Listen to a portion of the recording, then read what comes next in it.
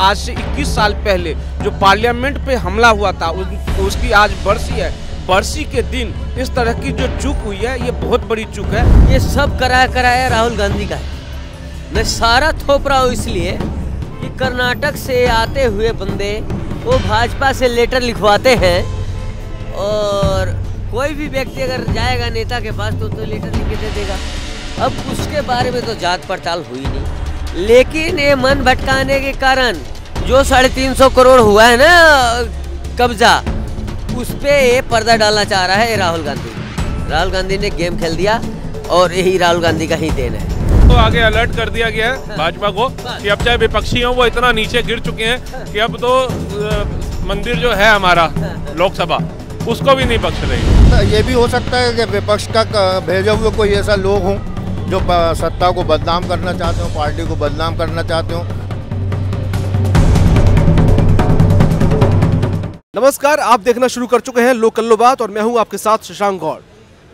आज संसद हमले की बरसी का दिन है और आज ही संसद हमले में एक बड़ी सुरक्षा को लेकर चूक सामने आई। वो ये कि आखिरकार दो लोग संसद के अंदर स्मोक क्रैकर लेकर घुस गए और वहां पर संसद की लोकसभा के अंदर और जो गैलरी होती है वहां से कूदकर नीचे तक पहुंच गए और कुछ सांसदों ने उन्हें पकड़ा और सांसदों ने उन्हें पीटा भी। लेकिन दो लोग संसद के बाहर भी थे, उन्होंने भी स्मोक क्रैकर से लोग दहशत फैलाने की कोशिश की और स्मोक छोड़ा जो कलरफुल था, नीला पीला था। तो कहीं ना कहीं एक तरीके से सुरक्षा में चूक की बड़ी लापरवाही सामने आई है। उसको लेकर हम इस वक्त लोगों के बीच हैं, लोगों से जानेंगे कि आखिरकार सुरक्षा में आज चूक कैसे हुई, क्या वजह थी, क्या ऐसी क्या इसको क्या कहेंगे कि आज संसद हमले की बरसी वाले दिन ही उनका मोटिव क्या रहा, आज हम लोगों के बीच हैं, उनसे जानेंगे।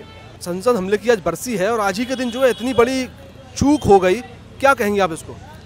इसको चूक तो नहीं कहेंगे क्योंकि वो लोग पास लेके गए थे और पास लेके जाके कोई उनके पास ऐसा कुछ पता नहीं था इसमें जिससे वो नुकसान पहुंचा सके। अब वो कूदे क्यों है ये एक जांच का विषय। नहीं, दो लोग बाहर थे, दो लोग अंदर थे, कहा जा रहा है कि दो लोग और शामिल थे। तो कहीं ना कहीं एक मोटर सेफ्टी जो है पूरी तरीके से इन लोगों की थी। ये लोग मोबाइल भी लेकर नहीं गए थे, तो कहीं ना कहीं एक पूरा कहीं ऐसा तो नहीं है पूरा एक गैंग पूरा काम कर रहा हो। वो उनको पकड़ाएगा तो सब मालूम हो जाएगा क्या कर रहे थे, क्यों गए थे, क्या उनका वजह थी जाने की। लेकिन इसमें अपन ये कहें कि साहब मोदी जी जिम्मेदार हैं या वो उसके सत्ता पक्ष जिम्मेदार है, ये तो बेवकूफ़ाना सवाल है।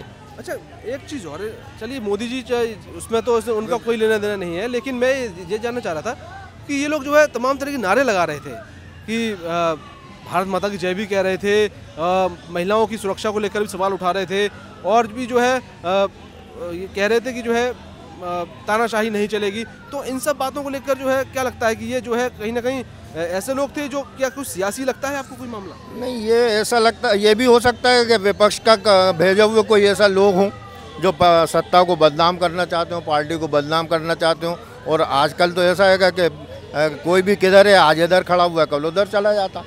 पार्लियामेंट में ये बहुत बड़ी चूक है, इस तरह की घटना नहीं होना चाहिए था। अब ये जांच की विषय है। जो पन्नू ने इससे पहले स्टेटमेंट दिया था जो 13 तारीख, आज 13 तारीख है, आज के ही दिन, और आज जो पहले आज से 21 साल पहले जो पार्लियामेंट पे हमला हुआ था उसकी आज बरसी है। बरसी के दिन इस तरह की जो चूक हुई है ये बहुत बड़ी चूक है। दूसरी बात मैं इसमें कहना चाहूँगा, जो पार्लियामेंट की जो गैलरी में जो दर्शक दीर्घा होता है उसमें जो भी जाते हैं उसके लिए वहाँ पे किसी भी पार्लियामेंट मेंबर की एक सिग्नेचर होता है, उनका रेफरेंस होता है, तभी जाकर वहाँ पे दर्शक दीर्घा में जाकर कोई भी पब्लिक पहुँच सकता है। तो ये किसी सांसद के सहयोग से वहाँ तक पहुँचा, तो कहीं ना कोई एमपी भी इसमें संलिग्ध है, उनको भी जाँच करना चाहिए जो कौन सांसद है। तो ये जाँच की विषय मैं ये देखना चाहता हूँ, ये सब कराया राहुल गांधी का है। मैं सारा थोप रहा हूँ इसलिए कि कर्नाटक से आते हुए बंदे वो भाजपा से लेटर लिखवाते हैं और कोई भी व्यक्ति अगर जाएगा नेता के पास तो लेटर लिख के दे देगा।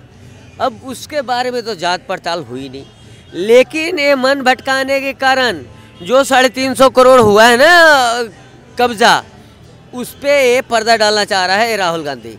राहुल गांधी ने गेम खेल दिया और यही राहुल गांधी का ही देन है।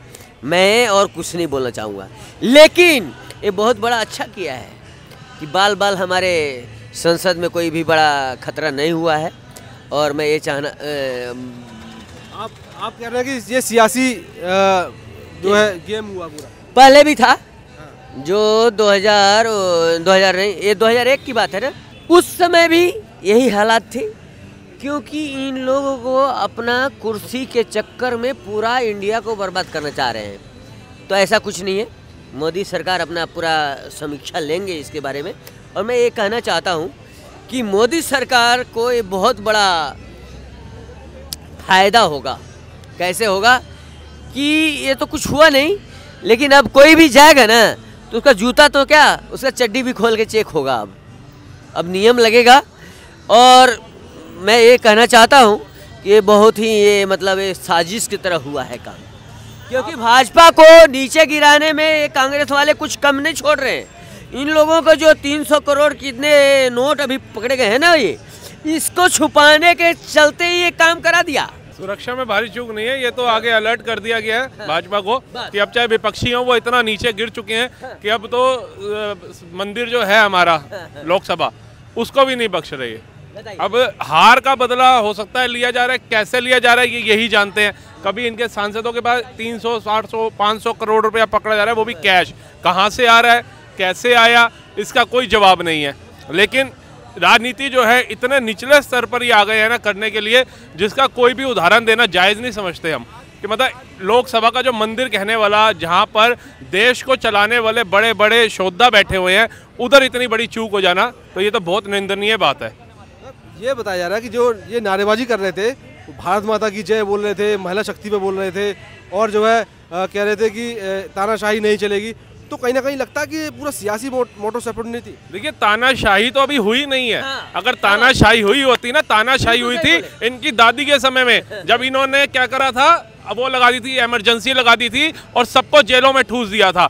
और इनके ही नेता संजय गांधी जी, जब अटल बिहारी वाजपेयी जी रामलीला मैदान के अंदर इमरजेंसी के खिलाफ आंदोलन चला रहे थे, तो इन्हीं के नेता ने क्या किया था, उस समय बॉबी पिक्चर बड़ी हिट हुई थी, तो युवाओं को उस समय लोगों को बहलाने के लिए वो पिक्चर नेशनल टीवी पे चला दी, DD1 के ऊपर, ताकि लोग जो है वो बॉबी पिक्चर देखें, उसके अंदर डिम्पल कबाड़िया को देखें और रैली में पहुंचे ही ना। लेकिन उस समय जनता अटल जी के टाइम पे इतनी जागरूक थी, उनको सुनना इतना पसंद करती थी कि सबने उस पिक्चर को नकारा और रामलीला पर जाकर के दिखा दिया कि जब देश की बात आएगी, जब भारत माता की बात आएगी, तो हम देश के बंदे के साथ हैं जो देश के लिए खड़ा है। हम विपक्ष के साथ नहीं है, जिसने हमेशा ही कूटनीति की राजनीति करी है, जिसने हमेशा ही धर्म की राजनीति करी है, जिसने हमेशा ही बंटवारे की राजनीति करी है। ऐसा नहीं, उस समय भी निश्चय लेने वाले और जो डंके की चोट पर फैसले लेने वाले अटल बिहारी वाजपेयी जी, जिन्होंने 2 मिनट के अंदर परमाणु परीक्षण हो रहा था जब, तो उस समय US के प्रेसिडेंट आरोप लगा रहे थे, रोक पैदा कर रहे थे कि नहीं होना चाहिए, वो रोक पैदा करते रहे